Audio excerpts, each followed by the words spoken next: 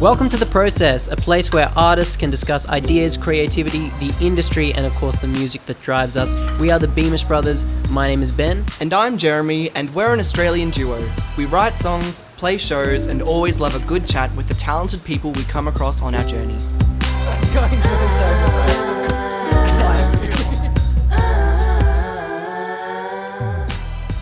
Hello and welcome to The Process, a podcast where we chat with like-minded artists about music, the creative process, and everything in between.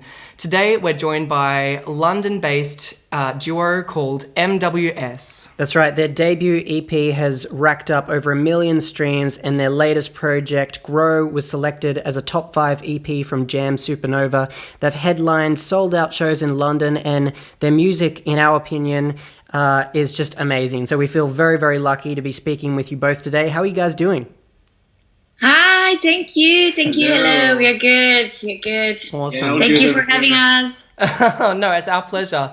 We actually have listened to your music, and we got to say that we are super impressed with just the production quality and the vocals and the melodies that you guys came up with.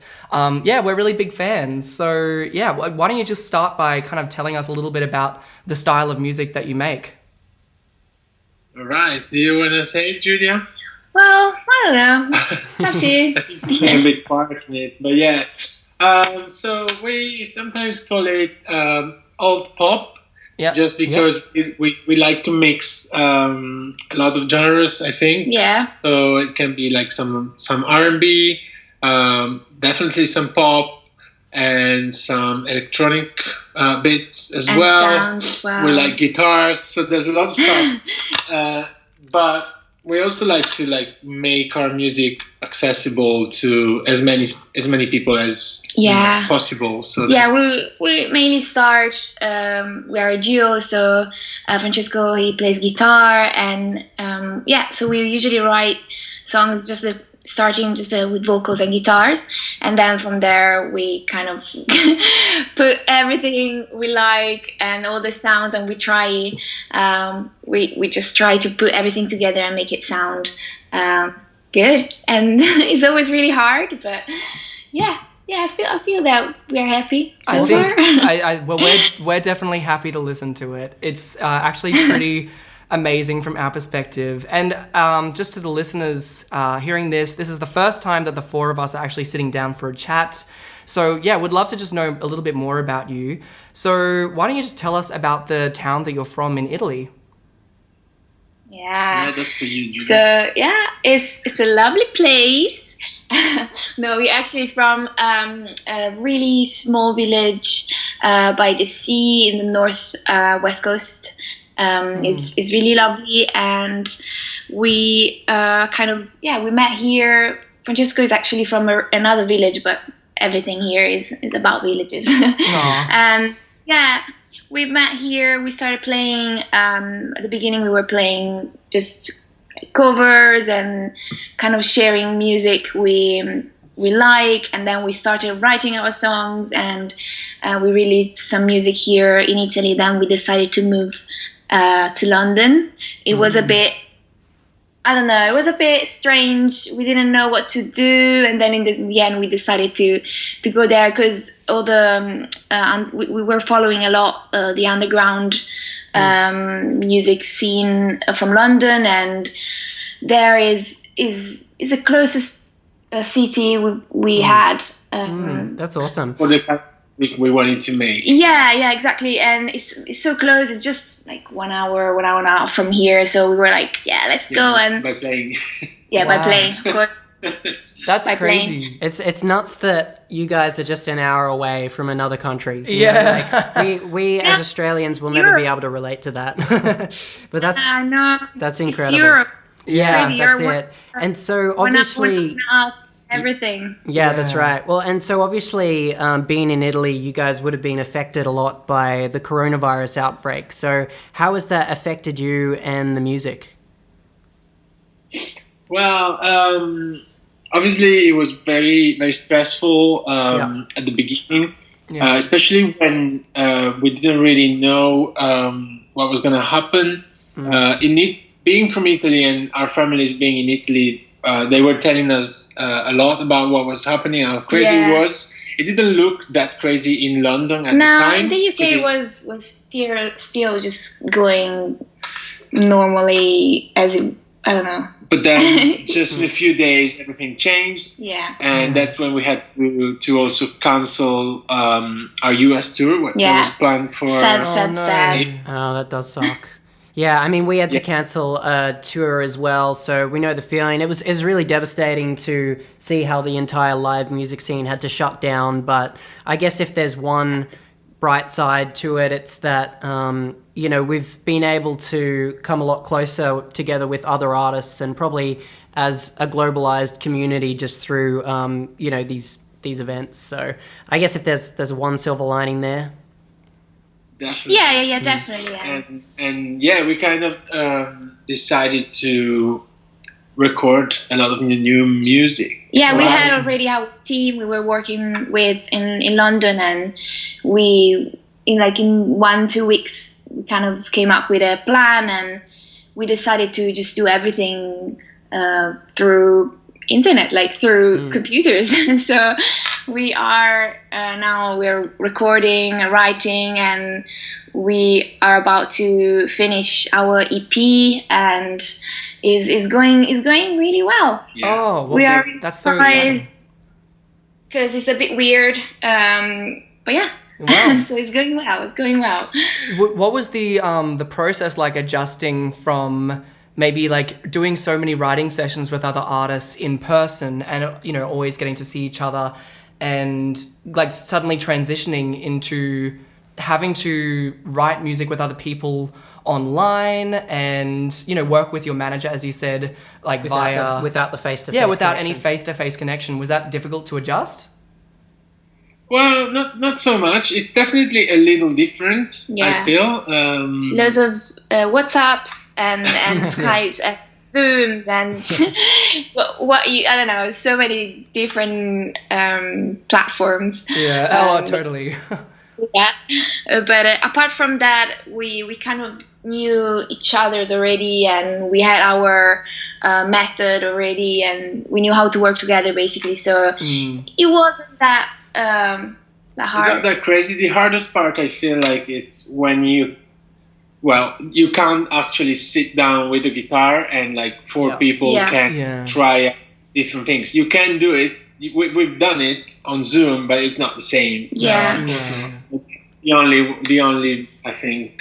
Yeah, we were still a little bit worried about the fact that we might gonna lose a little bit of feeling of being in the same room and working together and having, I don't know. We'll see. We'll still have to mix and master the song. So we'll see what is gonna be, but hopefully we'll be fine. Totally. I mean, I think the one good thing that Ben and I had going for ourselves during quarantine was that us and our team were really familiar with working externally and just online, because Ben and I have lived in different cities for over a year, and our manager is in Sydney, which is about an hour by plane, and our publisher is also in Sydney. So and even co-writes, we've always done so many online co-writes and just sending tracks across to one another.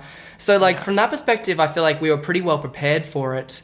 But it's still such a process, just adjusting to the way that it's changed everything, and you know, suddenly going from playing live shows all the time to oh my God, what do we do now? Totally. So, and I mean, with you guys, obviously, just to, you know, backtrack a little bit, you started off in Italy and then you went to London, and then everything with the coronavirus outbreak happened and you guys moved home to be closer to your families. But just to go back to that initial move, what prompted that, you know, you guys going from Italy to the London music scene? Yeah, well, it was definitely... It was years and years of listening to a lot of music from international music, and little by little we started to find out it was all from London. Nice. All of it, but a lot. Yeah, and also we were kind of trying to learn more about the industry and everything we liked, and we wanted to kind of people that we wanted to meet, and agencies and other stuff we wanted to kind of meet. They were in London, all of them. So we were like, just 1 hour from here, we should try. Let's give it a try. And then we went and there, and yeah. Yeah, at the beginning it was supposed to be like 6 months and just see how it went, and it's now like nearly 4 years. Oh wow. That's crazy. Yeah. Congratulations. Do you still consider yourselves like Italian artists, or would you consider yourself London-based? And also just like, obviously a lot of your music, if not all of it, is in English. When did that start, and why do you write in English compared to Italian? That was, I think, like from the very beginning, right? And we also wrote some songs in Italian, and we want to write some more. Yeah, because we were listening. I mean, I grew up listening to a lot of international music, like American music or English music as well, like Brazilian as well. Like it was like a mix of different things, and it was quite natural to start writing in English. But what we want to do now is work more on this side of things, like writing, kind of finding a way to write songs with, I don't know, like an Italian influence, with maybe Italian words, or it's a bit hard. We're trying to find a way. We're trying to mix them up, because it's nice to have that side, and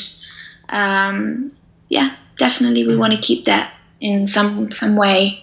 Still trying to figure it out how. Yeah, well, we would definitely look forward to hearing that Italian being brought into it. I think we always love artists who include their own languages into writing. I think it's just because Ben and I, we obviously only speak English, and for us, being bilingual is such an awesome skill.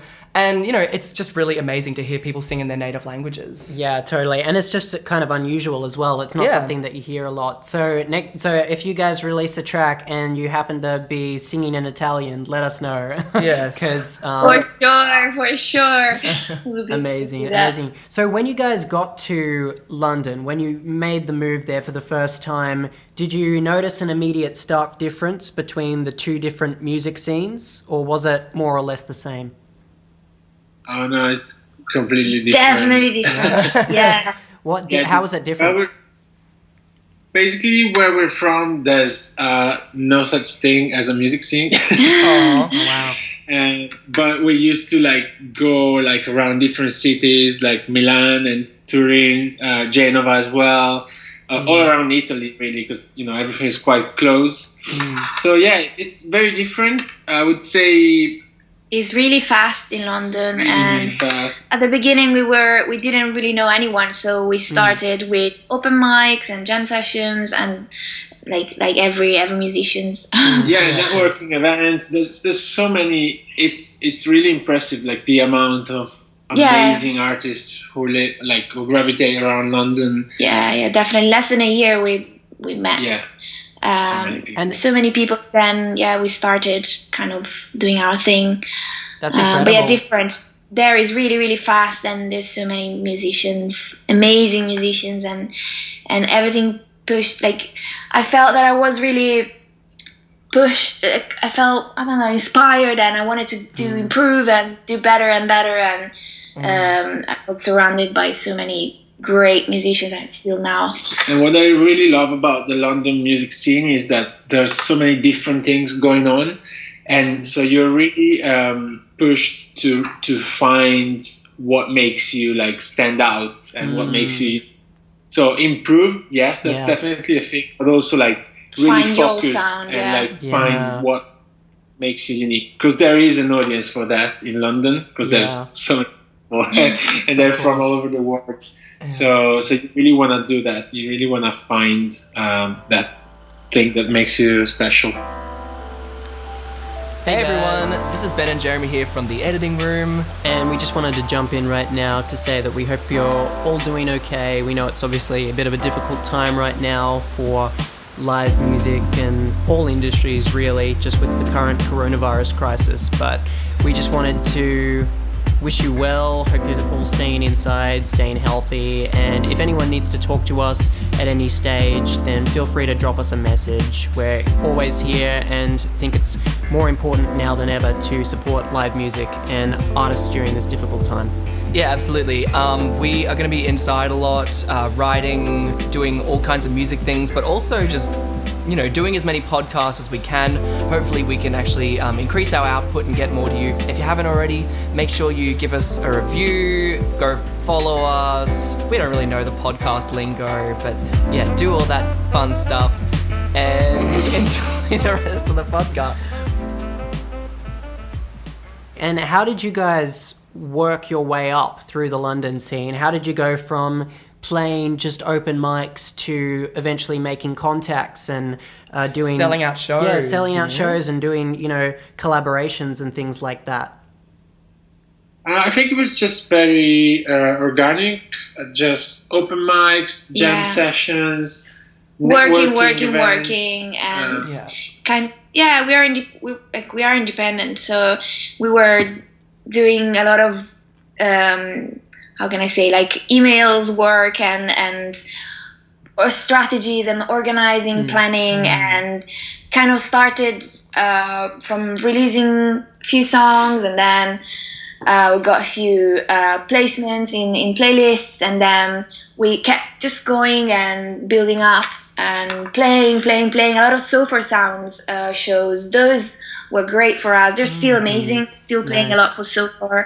Absolutely, yeah. We've done a few Sofa Sounds gigs, and they're always a great audience. It's really special to find an audience who can just sit and listen and absorb an atmosphere.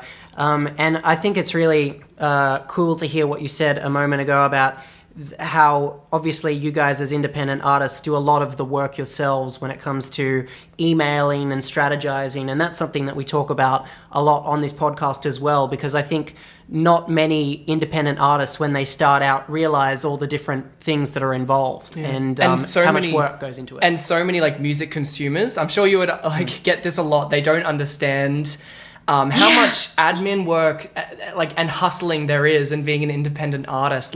It's so much more than just sitting in a room every day and writing music. We wish it was that, but there's of course there's so much hustling and so many emails and so many ways that we need to be the CEO of our own music business to actually get anywhere in this industry. Do you relate to that? Are you always emailing? Absolutely, yes. Yes. Mainly emails and applications for fun, and I don't know, writing to everyone and following up, and I don't know. That's the job plus all the fun part of writing and producing, and of course is why we're doing this. But it's a lot of hustling and emails and research following people. Reading articles and listening to podcasts and learning, because it's always kind of changing, and you always want to know what's the latest. And absolutely. And when you guys write music, do you have a typical way of writing songs? And if so, what does that process look like for you? We don't really have one way of doing it, and we sometimes start from just a melody, sometimes from something that I write, or Francesco maybe writes, or an idea of, I don't know, an idea that we a dream. Sometimes we had a dream, but sometimes I just keep writing stuff, and after a week or 10 days, I've got loads of things in my phone, and we kind of put everything together, and there's no really way. Yeah, I think that's the most important thing, is to just keep writing and writing and writing. Totally. What comes through your mind, it can be a note on your phone, or a little melody, you record it, or a beat, if you wanna if you're inspired by something you hear, you just make a little bit, even with just your vocals. Definitely. Just beatboxing and Totally. picking up from a room. I think yeah, if the more you do it, the more like the songs will come, and you have to be you have to practice it a lot. I feel. Yeah. Absolutely. Just write down. I usually write down everything, even when I'm like angry or tired or sad about something. I just write down stuff, and and then at one point when I feel that I have the energy and I'm inspired, I just put everything together. And but yeah. I think that's like the best way to go about writing sometimes, is to just kind of like pre-write, as I kind of call it, where you just try and make as many notes, either melodies or lyrics, or even just like little kind of mini demos as you go, just throughout your week. Just so like when you do sit down in a writing session and you're like, all right, I want to actually come up with a song, you don't feel like you're starting with a completely blank page. Like you have this inspiration that you've been documenting for a while, and it feels more authentic and genuine. Like that's the way that Ben and I both write, in that way. Yeah, exactly. That is what I like to. Yeah, exactly. Because starting from scratch is always scary, but sometimes when you're inspired and it's good, is also good, but having something to start with is better. And I just wanted to ask, like, do you both do the production for your songs, or is it one of you who does it more than the other? Or do you work with producers? How do you usually create how do you create your songs? We work with producers, but depending on how we run the song, we might have like some production like in Logic that we use. Awesome. Just ideas or sounds, and then we kind of rework. Sometimes they're just demos, or sometimes we have ideas of sounds that we like, or sometimes we just put together playlists with artists we really like, or the sounds we like, and we kind of send the demos to the producer, and we usually meet and kind of start choosing sounds together and put everything together. And it depends. Yeah, that's awesome. I mean, you can really tell from listening to your music that there's a strong indie pop vibe. There's a lot of earthy elements and electronic and jazz undertones, which is amazing. And it definitely sounds consistent across the board in terms of the production, which was something that we both loved. Do you guys have a favorite song that you have released? My favorite is definitely Grow. It's a beautiful song. Yeah, absolutely. Thank you. Thanks, guys. The consistency part is such a nice compliment, because it's so hard to kind of have the same sound and vibe, intention in all the songs you produce. So thanks. But Grow definitely is my favorite song. Yeah, we really like Grow because when we wrote it and like started recording it, we loved it. But we were like, oh, this isn't really like an easy song. This isn't really a single. But then we did release it as a single. And even though it talks about, not having money or bills and like hard moments as well, like people really love it and they really connect to it. And even though the melodies are like not the poppiest in the planet, people like do love them. And that's amazing. That's really... There's a lot of parts, and the chorus is not really a chorus. But yeah. It's a bit crazy, but we like it. But it's still so catchy. Like, I love it. Like, it's so quirky, and I think, people always seem to resonate with the stuff that comes from the personal place. And I think Grow obviously touches on things with which other pop songs probably don't, and maybe that's why it has been maybe a bit of a fan favorite, because those things always seem to resonate so well with listeners. Yeah, definitely, that's true. That's true. The one absolutely real. And it's so just to go back to the consistency thing. It's really interesting to hear that you guys kind of work with different producers, because as we've said, your music across the board has such like a really unique and distinct sound. And it works so well with the melodies too, which is something that like I think a lot of artists maybe miss in working with other producers, is that like sometimes it can sound like the production is its own thing and the melody and lyrics are its own thing. Whereas I feel like the production really, just blends so nicely with you guys. Yeah. So and it's a real testament to the songwriting as well. Yeah. Well, we might move into the next section, which is called It's Not Always Perfect. So basically what we do in this is we ask our guests to share an embarrassing, frustrating, or funny story that has happened to them at some point during their career, because we know you guys are going to have some. Every artist does. So do you guys have any stories that you want to share? Yeah, of course. Well, I have one in mind that's just perfect, I think. Oh, it was yay. one of the first gigs we ever played.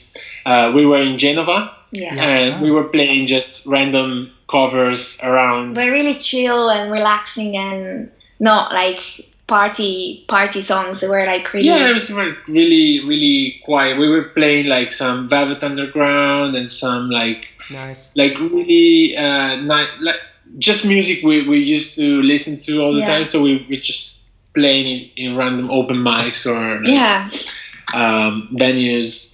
And this guy booked us for this gig and brought us there. We were quite excited, even though it was a small venue, but it was literally one of the first, I don't know, maybe 3 or 4 gigs we ever played. Yeah. And we were about to start. We were like very excited and ready, and just as we were starting, people started coming in the venue, and they didn't like really look like the kind of audience for that kind of gig, and the venue started to fill up, and then they turned on like really loud Brazilian music, and that's where the birthday party started. So basically the venue was double booked. The venue was double booked. The guy, I don't know what he did. It was, I don't know.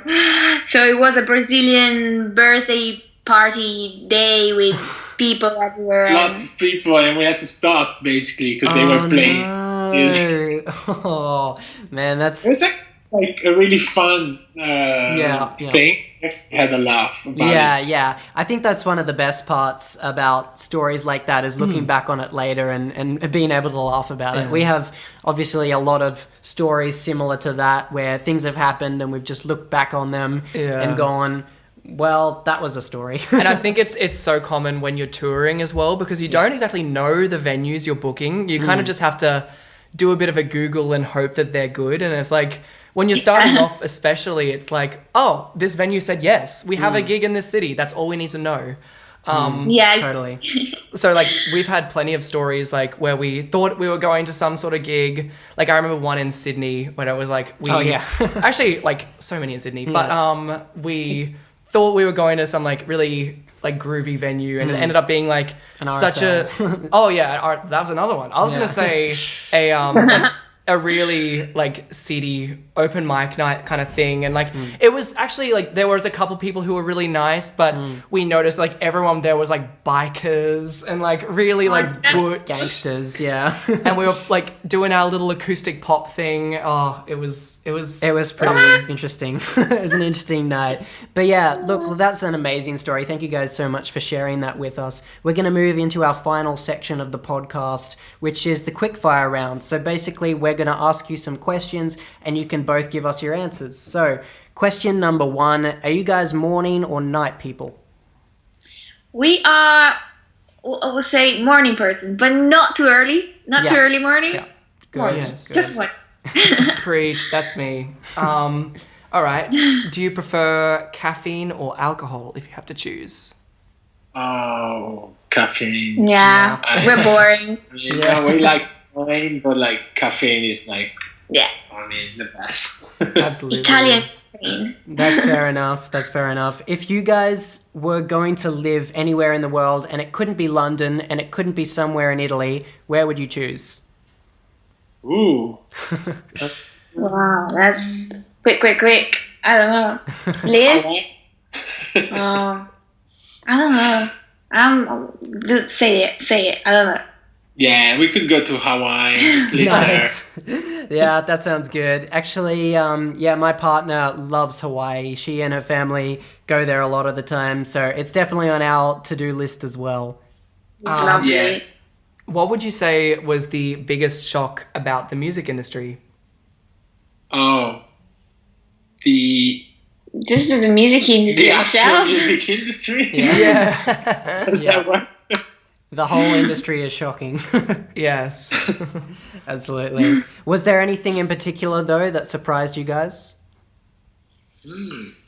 Just like how many writers sometimes you find out songs Are written by. Yeah. Yes. Yeah. That's true. like 10, 12 sometimes. Yeah. Or how can they do that? Yeah, Yeah, right. I think that was really something, because even now when we write songs with other people, I think the whole collaboration thing is one of the most amazing and shocking parts, because I didn't expect that. I thought it was more like everyone, was writing their own songs, but turns out it's all like a collaboration, and that's really special. I think that's really important. Yes, it is. It's actually one of the more fun parts of the job, is getting to work with so many different people, and it's a great way of getting to know other artists as well.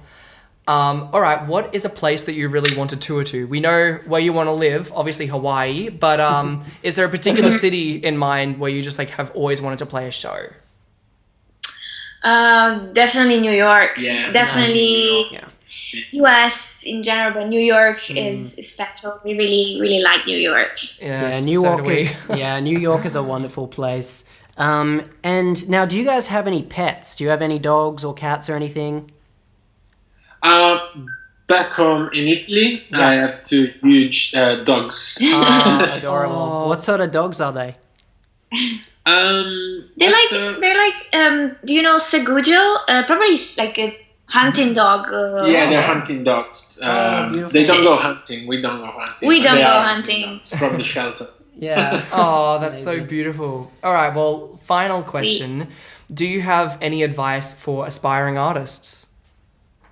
All right, Julie, do you want to? Definitely is what we were saying before, like working hard on the craft, and stay true to who you are, to yourself, to what you write, and definitely research a lot. And Just work hard, stay true to yourself, what you want to say, do your research about how the industry works, and also collaborate. Collaborate, collaborating is really good, and just don't be like, have some patience, Yeah. because everything is not coming like all together. You just have to wait a little bit and work, Takes a lot of time. and it takes a bit. Yeah, no, 100%. I think that's a really important note. Patience is so important when it comes to a career as an artist. Everyone thinks they're gonna, start it and then just be the next big thing, or that everything's gonna happen straight away. But as you guys know from, moving to London and then, slowly building up your careers over the next 4 years, it's a process, and it takes a while. And the overnight success can take years. Yeah, totally. Well, look, thank you guys so much for joining us. We've had such a great time chatting on the process and catching up with you. So thank you so much again for your time. Thank you very much for having us. No Thank worries. you. Thank you. We'll see you later. All right, we'll see you later, guys.